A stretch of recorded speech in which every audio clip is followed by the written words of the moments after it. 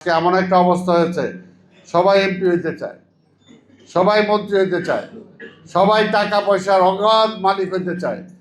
কেউ যার যার জায়গায় সন্তুষ্ট না কেউ।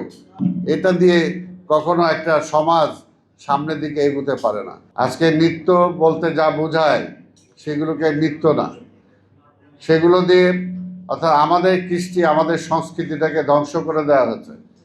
আজকে বিভিন্ন জায়গায় মেলা মানেই অন্য কিছু, সেই কারণে আজকে মেলাগুলো বন্ধ হয়ে যাচ্ছে। এইগুলোকে যদি ফিরে আনতে হয় তাহলে আমাদের সবার সেই ধরনের সচেষ্ট হতে হবে, উদ্যোগী হতে হবে।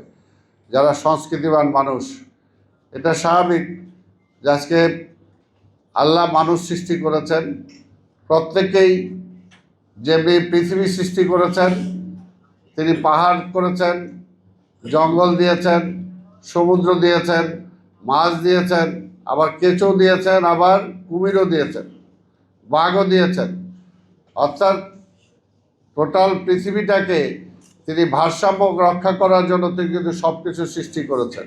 যদি মানুষের মধ্যে আজকে যদি কেউ চুল কাটার দায়িত্ব পালন করতে না চায়, মানব সমাজের মধ্যে যদি আজকে কেউ পরিষ্কার পরিচ্ছন্নতার যে কর্মীটা কাজ করে, রাস্তায় ড্রেন পরিষ্কার করে, যদি সেই কাজটাও সে করতে না চায়, তাহলে বুঝেন আজকে কি পৃথিবীটা বাঁচবে?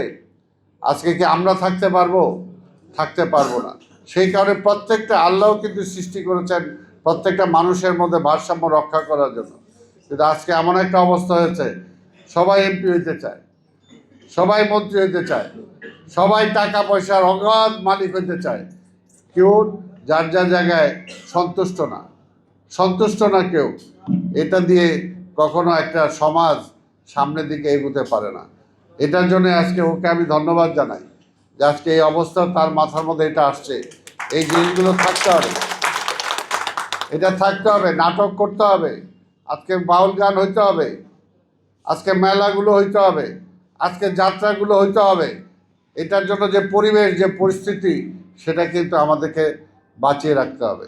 এবং সেটার জন্য আজকে সামাজিকভাবে আমরা যদি সে আন্দোলনটা করতে পারি তাহলে কিন্তু সেটা সম্ভব।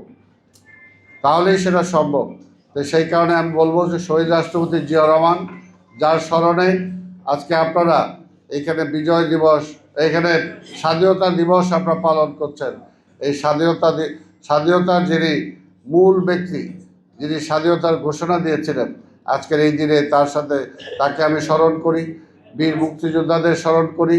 এবং আমরা বিশ্বাস করি যে আজকে শহীদ রাষ্ট্রপতি জিয়াউর রহমান এবং বেগম খালেদা জিয়ার সুযোগ্য সন্তান তারেক রহমান আজকে বাংলাদেশের প্রধানমন্ত্রী।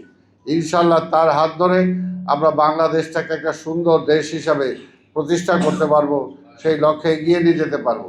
এখানে হেলাল খান আছে, এখানে মনির আছে, রফিক আছে, ওরা খুব ভালো বক্তব্য দেয়। তা আমি চলে গেলেও আমি বিশ্বাস করি তাদের মুখ থেকে আপনারা কথা শুনবেন। আর মুজিব পরদেশি কি গান গাবে না আলোচনা করবে আমি জানি না, সে যেটাই করুক আপনাদের সে সবার কাছে ভালো লাগবে, এটাই বিশ্বাস করি। তাই আপনাদের সবাইকে ধন্যবাদ জানিয়ে আমাকে যেহেতু যেতেই হবে, সেই কারণে আমি বিদায় নিচ্ছি।